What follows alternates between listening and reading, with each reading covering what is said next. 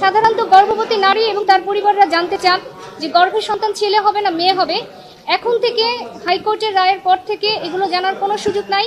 কোনো doctor, nurse, হসপিটালের কোনো টেকনিশিয়ান, কোনো স্টাফ কোনোভাবেই, কোনো মৌখিকভাবে অথবা লিখিতভাবে অথবা কোনো সাইন ল্যাঙ্গুয়েজের মাধ্যমে কোনোভাবেই গর্ভবতী নারী বা তার পরিবারকে বা কাউকে প্রকাশ করতে পারবেন না যে গর্ভের সন্তান ছেলে হবে না মেয়ে হবে।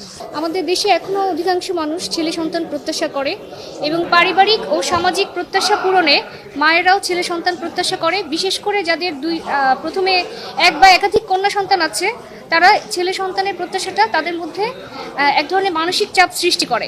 পরীক্ষার মাধ্যমে যখন গর্ভবতী নারী জানতে পারে যে তার অনাগত সন্তান মেয়ে হবে, তখন তিনি পরবর্তীতে ডোমেস্টিক ভায়োলেন্সের শিকার হন অনেক ক্ষেত্রেই, এবং মানসিক নির্যাতনের শিকার হন, এবং কখনো কখনো পরিবারের সদস্যদের দ্বারা শারীরিক নির্যাতনেরও শিকার হন।